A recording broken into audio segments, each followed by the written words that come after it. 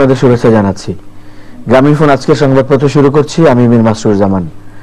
সংবাদপত্রের শিরোনামকে ঘিরে চলমান পরিস্থিতি নিয়ে আলোচনার জন্য আজ আমাদের সঙ্গে রয়েছেন সিনিয়র সাংবাদিক নাইমুল ইসলাম খান। আমরা স্বাগত জানাচ্ছি আপনাকে। সংবাদপত্রের শিরোনামগুলো দেখি, তারপর আলোচনা শুরু করছি। দৈনিক ইত্তেফাক, সংলাপের উদ্যোগ রাষ্ট্রপতির, প্রথম দফায় বিএনপি সহ 5 দল। নির্বাচন কমিশন পুনর্গঠনের সংলাপ শুরু হচ্ছে 18 ডিসেম্বর, স্বাগত জানিয়েছে বিএনপি। 3 বাহিনীর প্রধানদের পদে চাকরির মেয়াদ 4 বছর হচ্ছে, বেতন ভাতা সুবিধা মন্ত্রিপরিষদ সচিবের সমান। বাংলাদেশ প্রতিদিন, 2 আসামি এখনো ফেরারি, শহীদ বুদ্ধিজীবী দিবস কাল। মানব জমিন, রোহিঙ্গাদের স্থান দেওয়াটা এখন আঞ্চলিক চ্যালেঞ্জ। আমাদের সময়, আদালতের নির্দেশ মানা হয়নি 6 বছরে, পাক সেনাদের আত্মসমর্পণের স্থান এখনো অচিহ্নিত। আজ পবিত্র ঈদে মিলাদুন্নবী সাল্লাল্লাহু আলাইহি ওয়াসাল্লাম। জয় জয় দিন, আগেই তাদের তুলে নেওয়া হয়, পরস্পরকে চেনেনও না তারা, আদালতে সেই 5 জনের দাবি। দৈনিক ইনকিলাব, শিক্ষা আইনে কোচিং ও গাইডকে কৌশলে মন্ত্রণালয়ের অনুমোদন, শিক্ষা বাণিজ্যে বৈধতা। ভোরের কাগজ, সূর্য সন্তানদের স্মরণের দিন। দৈনিক দিনকাল, রাষ্ট্রপতিকে ভুল বোঝানো হয়েছে, 15 জানুয়ারির মধ্যে গেজেট প্রকাশ করুন, আপিল বিভাগের নির্দেশ, পৃথক আচরণের গেজেট প্রকাশের প্রয়োজন নেই রাষ্ট্রপতি, সুপ্রিম কোর্টের দ্বিমত প্রকাশ। দৈনিক সংগ্রাম, ভারতের সাথে গঙ্গা চুক্তির 20 বছর, কি পেল বাংলাদেশ। দৈনিক করতোয়া, 15 জানুয়ারি পর্যন্ত সময়, রাষ্ট্রপতিকে ভুল বোঝানো হয়েছে আপিল বিভাগ। সংবাদপত্র শিরোনামগুলো দেখলাম। প্রধান শিরোনাম এবং প্রধান আলোচনার বিষয়বস্তু একই, সেটা হচ্ছে নির্বাচন কমিশন পুনর্গঠন বিষয়ে রাষ্ট্রপতি সংলাপের আহ্বান জানিয়েছেন। সংলাপ নিশ্চয়ই শুধু নির্বাচন কমিশন পুনর্গঠন নিয়ে থাকবে না, তবে এটি মূল ফোকাস জানিয়ে এখন আলোচনা চলছে। জি, আমাদের সামগ্রিক রাজনৈতিক আবহের মধ্যেই একটা স্বস্তিকর পরিবেশ আছে।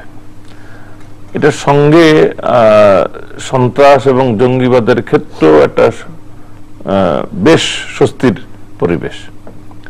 তো দুটো মিলে একটা ইতিবাচক আবহ।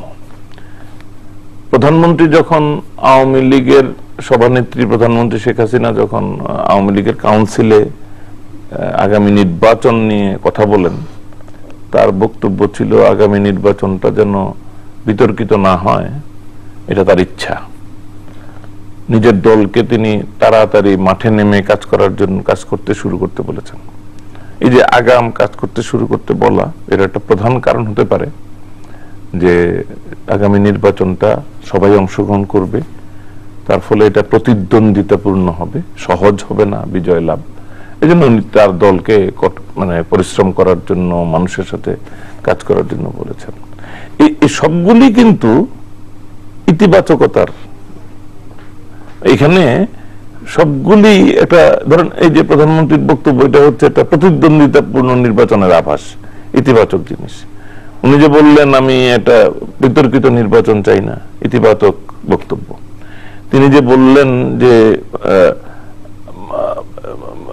বিরোধী দল যখন বিএনপি দাবি করলো যে নির্বাচন কমিশনের জন্য প্রেসিডেন্টের মাধ্যমে আলোচনা, উনি বলে দিলেন যে প্রেসিডেন্ট যেটা করবেন, রাষ্ট্রপতি যেটা করবেন, তিনি সেটা মেনে নেবেন, ইতিবাচক।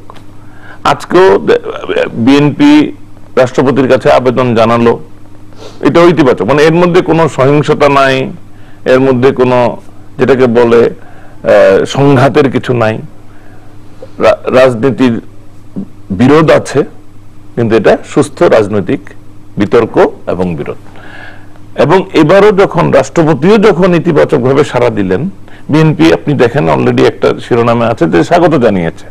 তো আজকে পর্যন্ত আমরা নির্দ্বিধায় বলতে পারি সাম্প্রতিক সময়ে বাংলাদেশ রাজনৈতিকভাবে এবং সহিংসতার, জঙ্গিবাদের পয়েন্ট অফ ভিউ থেকে খুবই স্বস্তির মধ্যে আছে। এখন এই যে জঙ্গিবাদ, সহিংসতা একদিকে বললাম, আর একদিকে রাজনীতি বললাম, এটা কখনো কখনো একাকার হয়ে গেছিল, আপনি যদি মনে করে দেখেন। এই জন্য আমি দুইটাকে একসাথেই বলছি। আমি সতর্কতার জন্য বলবো, বাংলাদেশের সকল মানুষ, সকল রাজনৈতিক দল, সরকার এবং বিরোধী দল, সকল রাজনৈতিক দল, সংসদের বিরোধী দল, রাস্তার বিরোধী দল, যেভাবেই যাকে বলি না কেন, সবাইকে সতর্ক থাকতে হবে যে আমাদের এই ইতিবাচক পরিবেশ যেন কারো অস্থিরতায় কিংবা কারো মানে বিচার বিবেচনাহীন কর্মকাণ্ডে ক্ষতিগ্রস্ত না হয়। আমার মাঝে মাঝে সন্দেহ হয় এই যে জঙ্গি এবং সন্ত্রাসী তৎপরতাটাও নিয়ন্ত্রণে আমরা অলমোস্ট ভুলে গেছি। ধরেন এই অফিসে ঢোকার সময়ও কিছুদিন আগেও যে সতর্কতাটা ছিল এখন শিথিল। এই টেলিভিশন না, আমি প্রতিটি টেলিভিশনেই এক্সট্রা অর্ডিনারি সতর্কতা ছিল, সতর্কতাগুলি কিন্তু নাই, সতর্কতাগুলি শিথিল। ওই আর্চওয়ে সহ কিছু যন্ত্রপাতি আছে, দুই এক জায়গায় আর্চওয়ে সরেও গেছে ইতিমধ্যে, আবার যেখানে আছে সেখানেও এই দিকে নজর নাই। তো এটা আমি বলছি এই জন্য যে এটাও আবার একটু বেশি হয়ে যাচ্ছে। আমাদেরকে কিন্তু সতর্ক থাকতে হবে, কারণ আমাদের এই জঙ্গিবাদ সম্পূর্ণ নির্মূল হয় নাই, নিয়ন্ত্রণে। যতক্ষণ নির্মূল না হচ্ছে সতর্ক থাকতে হবে। আমাদের এই যে রাজনৈতিক ইতিবাচকতা, এইটাও যেন কোনো মানে হঠকারিতায় বিঘ্নিত না হয়, নষ্ট না হয়, এই ব্যাপারেও রাজনৈতিক দলগুলিকে সতর্ক থাকতে হবে। আপনার এই হঠকারিতার যে আশঙ্কার কথা আপনি বলছেন, এটি যদি একটু ভেঙে বলতেন। না, হঠকারিতার আশঙ্কা প্রথমত এই যে সহিংসতাজনিত সতর্কতাটা একেবারে কমে যাওয়া।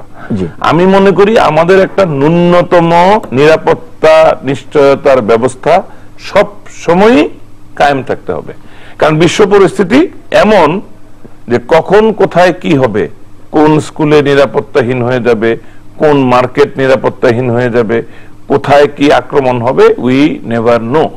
কারণ এমন তো হতে পারে যে তারাও ধীরে ধীরে আড়ালে আবডালে প্রস্তুতি নিচ্ছে, আমরা হয়তো কেউ জানলামই না, বা দেশের বাইরে প্রস্তুতি নিচ্ছে, হঠাৎ করে এসে আঘাত করবে। সুতরাং সতর্কতার জায়গা শিথিল হওয়া যাবে না। আর হঠকারিতার জায়গাটা, রাজনৈতিক যে হঠকারিতা, সেটা হচ্ছে অনেক সময় আবেগে উচ্ছ্বাসে। ধরেন আমি বিএনপির নাম নিয়েই বলি, বিএনপি যদি মনে করে যে সরকার এই যে উদারতা দেখাচ্ছে, রাজনৈতিক উদারতা, এটা তাদের দুর্বলতা, তখন তাদের মধ্যে একটা হঠকারী সিদ্ধান্ত আসতে পারে। জামায়াত যদি মনে করে যে জামায়াত কোণঠাসা হয়ে যাচ্ছে, না আওয়ামী লীগের কাছে জায়গা পাচ্ছে, না বিএনপির কাছে আর আগের মতো মূল্য পাচ্ছে, তারা একটা হঠকারিতার পরিস্থিতি সৃষ্টি করতে পারে। আবার আমাদের রাজনৈতিক পরিস্থিতি সুস্থির হয়ে যাচ্ছে, এটা দেখে আমাদের যারা বৈশ্বিক বিশ্ববাজারে প্রতিদ্বন্দ্বী, তাদের কেউ যদি আবার আমাদের এখানে আমাদের এই অপ্রতিহত অগ্রগতিতে হিংসা হয়ে, কাতর হয়ে কোন হঠকারিতার জন্য ইন্ধন যোগায়, সেগুলি হতে পারে। সুতরাং এটার একটা আভ্যন্তরীণ, আঞ্চলিক এবং আন্তর্জাতিক প্রেক্ষাপট আছে। যে কেউ যখন তখন, আমরা কিন্তু সারাক্ষণ একটা প্রতিদ্বন্দ্বিতাপূর্ণ পৃথিবী, আভ্যন্তরীণ রাজনৈতিক প্রতিদ্বন্দ্বিতা এবং আঞ্চলিক নানান বিরোধ। এই যে মায়ানমারের যে ঘটনা, মায়ানমারের ঘটনা থেকে কি আমাদের এখানে অনুপ্রবেশ ঘটতে পারে, কি ভয়ঙ্কর ঘটতে পারে, আমরা কিন্তু ধারণা করতে পারি না। আমরা কিন্তু নানান ভাবে অনেক কিছু দেখেছি, কিন্তু আমি সুনির্দিষ্ট কিছু আশঙ্কা করে বলছি না। কিন্তু আমরা যখন কমপ্লেসেন্ট হয়ে যাই, আমরা যখন নিশ্চিন্ত হয়ে যাই, এই সময়টা বিপজ্জনক। তখনই অন্য কেউ, নিশ্চিন্ত মানুষ যে নাকি কোন প্রতিরোধ, কোন নিরাপত্তা, কোন সতর্কতার ঊর্ধ্বে চলে যায়, তখনই একটা সময় তৈরি হয় যখন শত্রুরা, আমাদের যারা মানে ভালো চায় না, তাদের কেউ না কেউ, কোনো না কোনো পক্ষ এখানে সক্রিয় হয়ে তাৎক্ষণিকভাবে কোনো আঘাত করতে পারে। সুতরাং আমি সতর্ক করি। এমনিও আমি পারিবারিক ভাবেও আমার বাবা দাদার কাছ থেকে শিক্ষা পেয়েছি যে সবকিছু যখন খুব ভালো যাচ্ছে তখন একটু পজ নাও, যে এই ভালোর মধ্যে কোন ইভিল এসে পড়ে কিনা। সতর্কতার কথা বলছে, তার মানে এই না যে আমি তটস্থ হইতে হবে, তার মানে এই না যে আমি ইতিবাচকতাগুলি ব্যাপারে সন্দেহ করব। এটাকে আমি কিন্তু অত্যন্ত আনন্দিত, তৃপ্ত, এবং আমি অত্যন্ত ভালো বোধ করছি আমাদের এই রাজনৈতিক যে সুস্থিরতা দেখে। কিন্তু আমার কথাটা হলো, এর মধ্যেই যদি কেউ হটকারিতা করে, কে করবে এর প্রশ্ন না, সবাইকে সবার ব্যাপারে অন গার্ড থাকতে হবে। এখানে আমি সুনির্দিষ্ট এক ব্যক্তি, এক দলকে চিহ্নিত করতে চাচ্ছি না, এটা আমার উদ্দেশ্য না। এইরকম চিহ্নিত করার চেষ্টাটাও একটা হটকারী হবে। আমি বলছি শুধু আমরা সকলেই সতর্ক থাকতে হবে, সতর্কতা থেকে যেন আমরা সরে না যাই। আপনি রোহিঙ্গাদের কথা বলছিলেন, এখানে একটা সংবাদপত্রের শিরোনাম রয়েছে যে রোহিঙ্গাদের আশ্রয় দেয়া না দেয়া আঞ্চলিক চ্যালেঞ্জ, মানে স্থান দেওয়াটা আঞ্চলিক চ্যালেঞ্জ। না, চ্যালেঞ্জ তো পড়ে। দেখেন, রোহিঙ্গাদের আমি যখন মানবিক পয়েন্ট অফ ভিউ থেকে দেখি, আমি অনেকের স্টোরি যখন পড়ি, পত্রিকাই পড়ি, টেলিভিশনে দেখি, তখন কিন্তু সত্যি আমার মনে হয় মানুষ হিসেবে, আমি আজকেও CNN হিরোজ 10 জনকে তারা সম্বর্ধনা দিয়েছে, এর মধ্যে একজন আছে যে রিফিউজিদের নিয়ে কাজ করে। তো এটা দেখে ভাবছিলাম যে আমরাও, মানে আমারও মনে হচ্ছিল যে আমিও গিয়ে 10 জন রিফিউজির জন্য কিছু করব কিনা। তো এটা হলো আমার আবেগের কথা। আমার আবার আরেকবার মনে হচ্ছিল, বাংলাদেশের তো 16-17 কোটি মানুষ, পৃথিবীর সবচাইতে ঘনবসতির দেশ। তো যদি আমি এটা বিবেচনা করি, তাহলে মনে হয় যে আমরা এত লক্ষ লক্ষ মানুষ এখানে জায়গা দেব কোথায়। আবার আমার উল্টোটাও মনে হয়, আরে ভাই, আমরা তো অলরেডি পৃথিবীর সবচাইতে ঘনবসতির দেশ, আরো যদি 10-12 লাখ বেড়েও যায়, ঘনত্ব আর কত বাড়বে? আমাদের কষ্ট তো এমনি আছে জায়গার অভাবে, এই কষ্ট আর কতটা বাড়বে? এটা আমার আবেগে মনে হয়। আমার মন চায় যে তাদেরকে আমরা আদর করে নেই, কিন্তু আবার অনেকগুলি রাজনৈতিক বাস্তবিক কারণ আছে। প্রধানমন্ত্রী তার কয়েকটা বলেছেন, আমিও প্রধানমন্ত্রীর সাথে সুর মিলিয়ে কয়েকটি এবং নিজেও যোগ করতে চাই। ধরেন আমরা যদি তাদেরকে রিফিউজি হিসেবে সব গ্রহণ করতে থাকি, তাহলে কিন্তু মায়ানমারের সামরিক জান্তা জিতে যায় কিভাবে? তারা ওই লোকজনের হাত থেকে মুক্তি পায়, তারা তাদের বৌদ্ধ সাম্রাজ্য পুনঃপ্রতিষ্ঠা করে ফেলতে পারে ফুললি, আর কোনো বাধাই থাকে না। তো আমরা এইভাবে এই গ্রুপটাকে, রোহিঙ্গা মুসলিম জনগোষ্ঠীকে পরাজিত হতে দেব? তাদেরকে গ্রহণ করার মধ্যেই তো তাদের পরাজয়ের বীজ নিহিত থাকবে। তারপরে যদি দেখেন যে আমাদের এখানে তাদেরকে আশ্রয় দিতে গেলে এর সাথে কে কে ঢুকবে, এই সতর্কতা। প্রধানমন্ত্রী কিন্তু বলেছেন যে কোনো বাছ বিচার ছাড়া এইভাবে আমরা লোক নিতে পারি না, আমিও তার সাথে একমত। এখানেও বাছ বিচারের প্রশ্ন আছে। সো আবার বাংলাদেশ কিন্তু বর্ডার বন্ধ করে দেয় নাই, মানবিকতার জন্য যতটুকু সাড়া দেওয়া দরকার ততটুকু। তারপরে এই যে চ্যালেঞ্জটা, যে এই গোষ্ঠীর মানুষ কিন্তু এখন ওই নিপীড়নের কারণে নানান দিকে ছুটছে। আমাদের এখানে জায়গা না পেলে মালয়েশিয়ার দিকে, ইন্দোনেশিয়ার দিকে, থাইল্যান্ডের দিকে, কত দিকে তারা যাবে। সুতরাং এটা আঞ্চলিক পর্যায়ে এটা চ্যালেঞ্জ। তো আমার যেটা মনে হয়, বাংলাদেশের এই চ্যালেঞ্জের প্রশ্নে বাংলাদেশ চাইলে একটা নেতৃস্থানীয় ভূমিকা নিতে পারে। কিভাবে? যাদের যাদের জন্য চ্যালেঞ্জ, তাদের সকলকে আমন্ত্রণ জানিয়ে এই ব্যাপারে সম্মিলিতভাবে কাজ করা। এবং এটা করতে গেলে বাংলাদেশ কিন্তু একটা লিডারশিপ দিল, একটা মানবিক বিপর্যয়ের প্রতিরোধে বা একটা সমস্যার সমাধানে। এই লিডারশিপ বাংলাদেশের জন্য এখন মানানসই। মাননীয় প্রধানমন্ত্রী শেখ হাসিনা এই লিডারশিপও চিন্তা করে দেখতে পারেন যে এই লিডারশিপটা তিনি দিবেন কিনা। এবং এতে রোহিঙ্গাদের যেমন সুবিধা হবে, বাংলাদেশেরও সুবিধা হবে, যে বাংলাদেশ আর এই রোহিঙ্গা সমস্যার মানে কি বলবো, আঘাত সহ্য করতে হচ্ছে না, অপঘাত সহ্য করতে হবে না।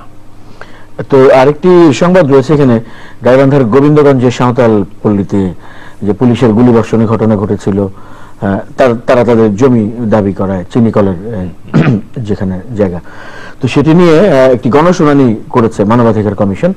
এবং সেখানে একটি ক্ষুদ্র নৃগোষ্ঠী ককাস তারা এটি মন্তব্য করেছে যে ওই ঘটনাটি স্বরাষ্ট্র মন্ত্রণালয়ের জন্য একটি লজ্জার বিষয় ছিল। জি, আমি নিজে খুব নিশ্চিতভাবে বলবো না, তবে আমিও একটা স্টোরি দেখে এসেছি যেখানে আসলে একটা দেখা যাচ্ছে ভিডিও ফুটেজ যে কিছু পুলিশ দাঁড়িয়ে আছে আর 2-1 পুলিশ পোশাকে, অন্তত এটা আসল পুলিশ কিনা আমি জানি না, মানে পোশাকে পুলিশ অগ্নিসংযোগ করছে সাঁওতালদের বাড়িতে। সো একটা একটা তো হলো পুলিশ তাদের নিরাপত্তা দিতে ব্যর্থ, এটাও তার জন্য যথেষ্ট গ্লানিকর। তারপরে যদি হয়ে থাকে যে তাদেরই কেউ কেউ, যদি হয়ে থাকে তাদেরই কেউ কেউ সাঁওতাল জনগোষ্ঠীর বিরুদ্ধে কাজ করেছে, আগুন দিয়েছে, তাহলে তো লজ্জার সীমা নাই।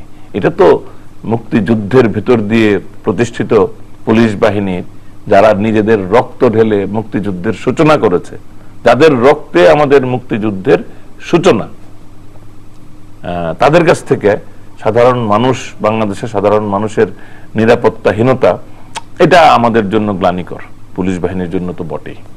এই সেই মন্তব্যই এখানে করা হয়েছে। আচ্ছা, সংবাদপত্রের শিরোনাম রয়েছে যে 3 বাহিনী প্রধানের মেয়াদ 4 বছর করে বাড়ানো হয়েছে, মানে বাড়ি আইনের খসড়া নীতিগত অনুমোদন দিয়েছে মন্ত্রিসভা। এখানে বেতন ভাতার সুযোগ সুবিধা সেরকম থাকবে, সেই শিরোনাম রয়েছে সংবাদপত্রে। এটা তো মন্তব্য করার কিছু নাই। আমার যতদূর জানা যে সিভিল এবং মিলিটারি প্রশাসনিক কর্মকর্তাদের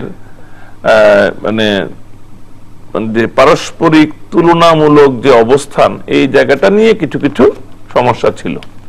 এটা মিলিটারির সাথে পুলিশের আছে, মিলিটারির সাথে সিভিল প্রশাসনের আছে। আমার মনে হয় ওইটারই সমাধানের একটা পদক্ষেপ এটা। তবে এই জিনিসটা আমি আগে ভাবতাম যে এই সমস্যাগুলি বোধহয় বাংলাদেশের, কিন্তু আমি খুব অবাক হয়েছি যে আমাদের পার্শ্ববর্তী দেশ, যেটা নাকি বিশ্বের সবচেয়ে বড় গণতান্ত্রিক দেশ, সেই দেশেও তাদের স্বাধীনতার এত বছর পরেও, আমাদের চাইতে বহু আগে তারা স্বাধীন হয়েছে, আমাদের 23-24 বছর আগে, 1947 সালের 15ই আগস্ট, এখন পর্যন্ত তারা সিভিল এবং মিলিটারি ব্যুরোক্রেসির মধ্যে অনেক কিছু সমন্বয় করতে পারে নাই। তাদেরও অশান্তির শেষ নাই। আপনি জানেন যে কিছুদিন আগেও দীর্ঘদিন ধরে একটা আন্দোলন চলছে, 1 র্যাঙ্ক 1 পেনশন, ওরপ বলে এই আন্দোলনটাকে। এই আন্দোলন কিন্তু ওই একই সমস্যা, যে তাদের পেনশন বছরের পর বছর, যুগের পর যুগ ধরে তারা পেনশনের একটা ন্যূনতম সামঞ্জস্যকরণের দাবির সমাধান করতে পারে নাই। আমরা বাইরে থেকে যত মনে করি যে বাংলাদেশেই বোধহয় সমাধানগুলি দেরিতে হয়, তা নয়, এটা মানে ভারতেও হয়। এবার ট্রাম্পের ইলেকশনের সুবাদে আমরা দেখেছি যে ইভেন ইন আমেরিকা সেনাবাহিনীর রিসোর্সেস কনস্ট্রেন্ট একটা ইস্যু, তাদের রিটায়ার্ড কর্মকর্তা, যাদেরকে তারা ভেটারেন্স বলে, এই ভেটারেন্সদের সুযোগ সুবিধা নিয়েও কটাক্ষ। তারা চিকিৎসা পায় না, দীর্ঘ লাইনে দাঁড়াইতে হয়, দিনের পর দিন লাইনে দাঁড়াইতে হয় চিকিৎসা পাওয়ার জন্য।